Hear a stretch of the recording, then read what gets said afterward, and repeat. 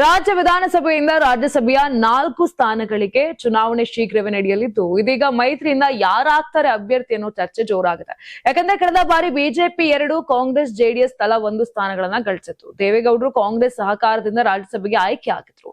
ಇನ್ನು ಆದ್ರೀಗ ಶಾಸಕರ ಸಂಖ್ಯಾಬಲದ ಆಧಾರದ ಮೇಲೆ ಕಾಂಗ್ರೆಸ್ 3 ಸ್ಥಾನ ಹಾಗೂ ಬಿಜೆಪಿ 1 ಸ್ಥಾನವನ್ನ ಗಳಿಸುವ ಶಾಸಕರ ಸಂಖ್ಯಾಬಲವನ್ನ ಹೊಂದಿದೆ.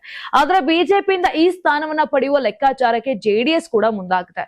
ದೇವೇಗೌಡರು ಮತ್ತೆ ರಾಜ್ಯಸಭೆಗೆ ಆಯ್ಕೆ ಆಗಬೇಕು ಅನ್ನೋದು ಕುಮಾರಸ್ವಾಮಿ ಅವರ ನಿಲುವು ಒಲವು. ಯಾಕಂದ್ರೆ ದೇವೇಗೌಡರು ದೆಹಲಿಯಲ್ಲಿ ಇದ್ದಷ್ಟು ನರೇಂದ್ರ ಮೋದಿ ಹಾಗೂ ಅಮಿತ್ ಶಾ ಒಡನಾಟ ಮೈತ್ರಿಯಲ್ಲಿ ಜೆಡಿಎಸ್ಗೆ ಅನುಕೂಲ ಆಗುತ್ತೆ ಅನ್ನೋ ಒಂದು ವಿಚಾರ ಕೂಡ. ಹೀಗಾಗಿ ಬಿಜೆಪಿ ಹೈಕಮಾಂಡ್ ಮೂಲಕವೇ ದೇವೇಗೌಡರ ವಿಚಾರ ಪ್ರಸ್ತಾಪ ಮಾಡಿಸುವ ಲೆಕ್ಕಾಚಾರಕ್ಕೆ ಕುಮಾರಸ್ವಾಮಿ ಮುಂದಾಗಿದ್ದಾರೆ. ಮೋದಿ ಶಾ ಸುಲಭವಾಗಿ ಈ ಪ್ರಸ್ತಾವನೆಗೆ ಒಪ್ಪುವ ಸಾಧ್ಯತೆ ಇದೆ. ಆದ್ರೆ ರಾಜ್ಯ ಬಿಜೆಪಿ ನಾಯಕರು ಸೀಟು ಬಿಟ್ಟುಕೊಳ್ಳಲು ಸುತಾರಾಮ್ ಸಿದ್ರಿಲ್ಲ. ಹೀಗಾಗಿ ಬಿಜೆಪಿಯಿಂದ ಒಕ್ಕಲಿಗ ನಾಯಕರನ್ನ ರಾಜ್ಯಸಭೆಗೆ ಆಯ್ಕೆ ಮಾಡಬೇಕು ಅನ್ನೋ ಒತ್ತಾಯ ಮಾಡಲು ಮುಂದಾಗಿದ್ದಾರೆ. ಒಂದಷ್ಟು ನಾಯಕರು ಡಿ.ವಿ. ಸದಾನಂದ ಗೌಡ ಹೆಸರನ್ನ ಮುನ್ನೆಲೆಗೆ ತರ್ತಾ ಇದ್ದಾರೆ. ಇನ್ನು ಜೆಡಿಎಸ್ ಬಿಡಬಾರ್ದು ಅನ್ನೋ ಕಾರಣಕ್ಕೆ ನಾವು ಮಂಡ್ಯ ಲೋಕಸಭಾ ಸ್ಥಾನವನ್ನ ಸುಮಲತಾ ಅವರಿಂದ ಕುಮಾರಸ್ವಾಮಿಗೆ ಬಿಟ್ಕೊಟ್ಟಿದ್ವಿ. ಹೀಗಾಗಿ ರಾಜ್ಯಸಭೆ ಸ್ಥಾನವನ್ನ ಸುಮಲತಾ ಅಂಬರೀಶ್ ಅವರಿಗೆ ಕೊಡುವ ಪ್ರಸ್ತಾಪವನ್ನ ಕೂಡ ಹೈಕಮಾಂಡ್ ಮುಂದೆ ಮಾಡಲು ಸಿದ್ಧರಾಗಿದ್ದಾರೆ. ಇನ್ನು ರಾಜ್ಯಸಭೆಗೆ ಯಾರು ಹೋಗ್ತಾರೆ? ಎಚ್.ಡಿ. ದೇವೇಗೌಡ್ರ ಅಥವಾ ಸದಾನಂದ ಗೌಡ್ರ ಅಥವಾ ಸುಮಲತಾ ಅಂಬರೀಶ? ಈ ರೀತಿಯಾಗಿ ಬಹಳಷ್ಟು ಪ್ರಶ್ನೆಗಳು ಬರ್ತಾ ಇರುವಂತದ್ದು. ನೆನೆ ನಿಖಿಲ್ ಕುಮಾರಸ್ವಾಮಿ ಅವರು ಕೂಡ ಒಂದು ಹೇಳಿಕೆಯನ್ನ ಕೊಟ್ಟಿದ್ರು. ರಾಜ್ಯಸಭೆಗೆ ದೇವೇಗೌಡರು ಹೋಗೋದು ಬಿಡೋದು ಹೈಕಮಾಂಡ್ಗೆ ಬಿಟ್ಟ ವಿಚಾರ ಅಂತ. ಕುಮಾರಸ್ವಾಮಿ ಅವರು ಇಲ್ಲ, ಅವರ ತಂದೆಯನ್ನ ಕಳಿಸ್ಲಿಕ್ಕೆ ತಯಾರಿರುವಂತದ್ದು. ಈ ಬಗ್ಗೆ ಮಾತನಾಡ್ಲಿಕ್ಕೆ ಡೆಸ್ಕ್ ಇಂದ ನಮ್ಮೊಟ್ಟಿಗೆ ಕರ್ನಾಟಕ ಟಿವಿ ಮುಖ್ಯಸ್ಥರಾಗಿರುವಂತ ಶಿವಕುಮಾರ್ ಅವರಿದ್ದಾರೆ. ಅವ್ರನ್ನ ಮಾತನಾಡ್ತಾ ಹೋಗೋಣ. ಸರ್, ನಾನು ಆಗ್ಲೇ ಹೇಳ್ತಾ ಇದ್ದೆ, ಈಗ ಅಂದ್ರೆ ಈ ವಿಚಾರ ಇವತ್ತಿಂದಲ್ಲ, ಬಹಳಷ್ಟು ದಿನಗಳಿಂದನೂ ಚರ್ಚೆ ನಡೀತಾ ಇದೆ. ರಾಜ್ಯಸಭೆಗೆ ದೇವೇಗೌಡರು ಹೋಗ್ತಾರೆ ಅನ್ನೋ ಒಂದು ಮಾತು ಕೂಡ ಕೇಳಿ ಬರ್ತಾ ಇದೆ. ಆದ್ರೆ ಬಿಜೆಪಿ ಅವರು ಬಿಟ್ಕೊಡಕ್ಕೆ ರೆಡಿ ಇಲ್ಲ. ಏನಾಗ್ಬೋದು ಅನ್ಸುತ್ತೆ? ಇದ್ರ ಬಗ್ಗೆ ಏನ್ ಹೇಳ್ತೀರಾ? ಬಿಜೆಪಿ ರಾಜ್ಯ ಮತ್ತೆ ಕೇಂದ್ರ ಅಂತಿದೆ.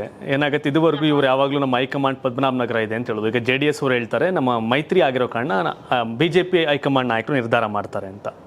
ಇವತ್ತಿನವರೆಗೂ ಯಾವಾಗಲೂ ಏನಾಗುತ್ತೆ, ಇವ್ರದ್ದು ಸ್ವಂತ ಬಲ ಇದ್ರೆ ಇವ್ರು ಡಿಸೈಡ್ ಮಾಡಿರೋರು. ಕಳೆದ ಬಾರಿ ಕಾಂಗ್ರೆಸ್ನ ಸಹಕಾರದಲ್ಲಿ ದೇವೇಗೌಡರು ರಾಜ್ಯಸಭೆಗೆ ಹೋದ್ರು ರಂಜಿತಾ.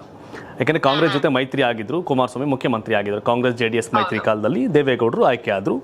ಅದನ್ನೇ ಮಲ್ಲಿಕಾರ್ಜುನ್ ಖರ್ಗೆ ಹೇಳಿದ್ರು, ನಮ್ಮ ಜೊತೆ ಎಂಗೇಜ್ಮೆಂಟ್ ಆಯ್ತು, ಬಿಜೆಪಿ ಜೊತೆ ಮದುವೆ ಆಯ್ತು ಅಂತ ಖರ್ಗೆ ಬೀಳ್ಕೊಡುಗೆ ಕೊಡುವಂತ ಟೈಮಲ್ಲಿ ಹೇಳಿರ್ತಾರೆ ರಾಜ್ಯಸಭೆಯಲ್ಲಿ. ಸೊ ಈ ಸರು ಅಷ್ಟೇ, ದೇವೇಗೌಡರು ಅವ್ರು ಇರೋದು ಒಂದು 18 MLA ಈಗ ಜೆಡಿಎಸ್ಗೆ ಇರೋದು. ಓಟ್ಗೆ ಬೇಕಾಗಿರೋದು 46. ಬಿಜೆಪಿ ಹತ್ರ 60ಕ್ಕಿಂತ ಅಧಿಕ ನಂಬರ್ಸ್ ಇದೆ.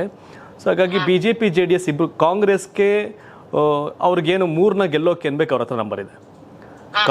4 ಸ್ಥಾನಗಳು ತೆರವಾಗ್ತಾ ಇದೆ. ಈರಣ್ಣ ಕಡಾಡಿ, ನಾರಾಯಣ್ ಹಾಗೆ ದೇವೇಗೌಡರು.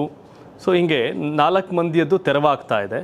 ಸೊ ಈ ಹಿನ್ನೆಲೆ ನಡೆಯುವಂಥ ಎಲೆಕ್ಷನ್ ಈಗ ಬಂತೀಗ. ಅದ್ರಲ್ಲಿ ಬಿಜೆಪಿ ಜೆಡಿಎಸ್ ಸೇರಿ ಒಂದೇ ಗೆಲ್ಬೋದು. ಬಿಜೆಪಿ 1 ಗೆಲ್ಬೋದು, ಕಾಂಗ್ರೆಸ್ 3 ಗೆಲ್ಬೋದು, ಜೆಡಿಎಸ್ ಗೆಲ್ಲಕ್ಕಾಗಲ್ಲ. ಆದರೆ ಲೋಕಸಭೆಯಲ್ಲಿ ಈಗ 2 ಸೀಟು ಜೆಡಿಎಸ್ ಇದೆ. ಒಂದು ಕುಮಾರಸ್ವಾಮಿ ಅವ್ರಿಗೆ ಗೆದ್ದಿದ್ದಾರೆ, ಮತ್ತೊಂದು ಮಲ್ಲೇಶ್ ಬಾಬು ಕೋಲಾರ ಗೆದ್ದಿದ್ದಾರೆ. ಬಟ್ ಏನಂದ್ರೆ ರಾಜ್ಯ ಬಿಜೆಪಿ ಅವ್ರಿಗೆ ಜೆಡಿಎಸ್ಗೆ ಇವೆಲ್ಲ ಕೊಡೋದು ಇಷ್ಟನೇ ಇಲ್ಲ.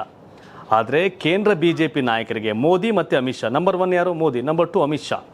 ಇವ್ರಿಗೆ ಜೆಡಿಎಸ್ ಮೈತ್ರಿ ಬೇಕು, ಇವ್ರಿಗೆ ದೇವೇಗೌಡರು ಬೇಕು, ಇವ್ರಿಗೆ ಕುಮಾರಸ್ವಾಮಿ ಬೇಕು. ಹಾಗಾಗಿ ಜೆಡಿಎಸ್ ನಾಯಕರು ದೇವೇಗೌಡರಾಗ್ಲಿ, ಕುಮಾರಸ್ವಾಮಿ ಆಗಲಿ, ನಿಖಿಲ್ ಆಗಲಿ, ಇವ್ರು ಯಾರು ಕೂಡ ರಾಜ್ಯ ಬಿಜೆಪಿ ನಾಯಕರ ಬಗ್ಗೆ ಮಾತಾಡಲ್ಲ.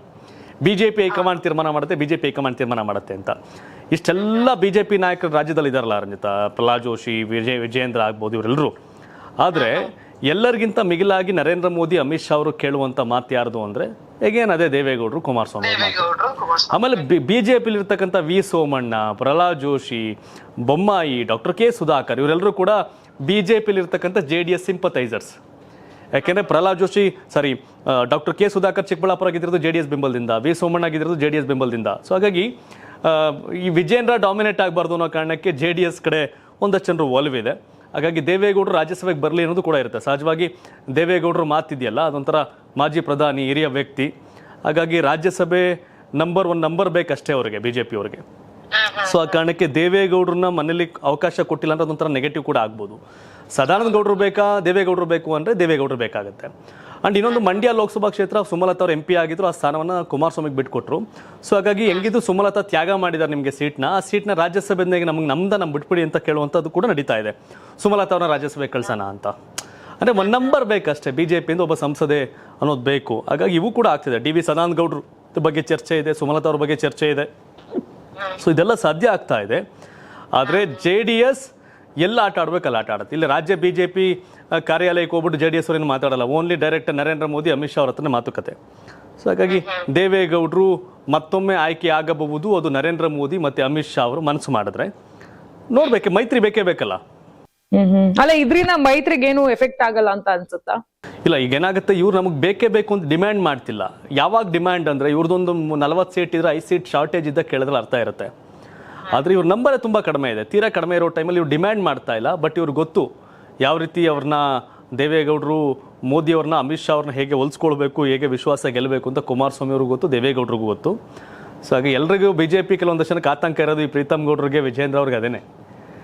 ಯಾಕೆಂದ್ರೆ ಬಿಜೆಪಿ ನಾಯಕರು, ಹೈಕಮಾಂಡ್, ಸ್ಟೇಟ್ ನಾಯಕರು, ರಾಜ್ಯ ನಾಯಕರು ಕೇಂದ್ರ ಮೋದಿ ಅಮಿತ್ ಶಾ ಭೇಟಿ ಮಾಡೋಕೆ ಒಂದು ಸ್ವಲ್ಪ ಒದ್ದಾಟಗಳೈತೆ, ಅವಕಾಶ ಸಿಗಲ್ಲ.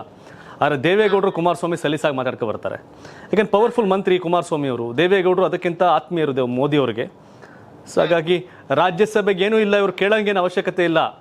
ನರೇಂದ್ರ ಮೋದಿಜಿ, ಅಮಿತ್ ಶಾ ಅವರೇ ಏನು ಮಾಡ್ತೀರಿ ನಮ್ದನ್ನ ರಾಜ್ಯಸಭೆಗೆ, ನಾನು ಬರಲ್ಲ ಅಂತ ಇಷ್ಟೇ ಹೇಳೋದು, ಇನ್ನೇನು ನಮ್ಮ ಕೊಡಿ ಅಂತೇನು ಕೇಳಲ್ಲ ಇವರು. ಅವ್ರ ಮುಂದೆ ಒಂದು ವಿಷಯ ಪ್ರಸ್ತಾಪ ಮಾಡ್ತಾರೆ. ಸೊ ಹಾಗಾಗಿ ರಾಜಕೀಯ ಚಾಣಕ್ಯ ದೇವೇಗೌಡರು. ಹಾಗಾಗಿ ಅವರು ಯಾವ ಪಾನ್ ಮೂವ್ ಮಾಡ್ತಾರೆ ನೋಡ್ಬೇಕಾಗುತ್ತೆ ರಂಜಿತಾ. ಎಸ್, ಕೇಳಿದ್ರಲ್ಲ, ಅಂದ್ರೆ ಅದೇ ರೀತಿಯಾಗಿ ಪರಿಸ್ಥಿತಿ ಆಗಿರುವಂತದ್ದು. ಅಂದ್ರೆ ಸುಮಲತಾ ಅಂಬರೀಶ್ ಅವರ, ದೇವೇಗೌಡ್ರ ಅಥವಾ ಸದಾನಂದ ಗೌಡ್ರ ಅಂತ ಹೇಳಿದ್ರೆ ಆಲ್ಮೋಸ್ಟ್ ಮೋದಿ ಮತ್ತು ಅಮಿತ್ ಶಾ ಸೆಲೆಕ್ಟ್ ಮಾಡೋದೇ ದೇವೇಗೌಡರು. ಬಟ್ ಆದ್ರೆ ಇಲ್ಲಿ ರಾಜಕೀಯ ಅಥವಾ ಯಾವ್ದನ್ನು ಕೂಡ ನಾವು ಹೇಳಲಿಕ್ಕೆ ಆಗೋದಿಲ್ಲ. ಮೈತ್ರಿ ಯಾವ ರೀತಿಯಾಗಿ ಲೆಕ್ಕಾಚಾರ ಹಾಕುತ್ತೆ, ಮುಂದೆ ಏನಾಗುತ್ತೆ, ರಾಜ್ಯಸಭೆ ಸ್ಥಾನ ಯಾರಿಗೆ ಸಿಗುತ್ತೆ ಅನ್ನೋದನ್ನ ಕಾದ್ ನೋಡ್ಬೇಕಾಗಿದೆ. ನೀವು ಸಣ್ಣ ಆಗ್ಬೇಕಲ್ವಾ? ಅದು ಒಂದು ಉತ್ತಮ ಆಹಾರದಿಂದ ಸಣ್ಣ ಆಗ್ಬೇಕಲ್ವಾ? ಪ್ರತಿದಿನ ನಮ್ಮ ಜೀನಿ ಸ್ಲಿಮ್ ನ ಯೂಸ್ ಮಾಡಿ ಯಾವುದೇ ಸೈಡ್ ಎಫೆಕ್ಟ್ ಇಲ್ದಂಗೆ ನೀವು ಸಣ್ಣ ಆಗ್ತೀರಾ.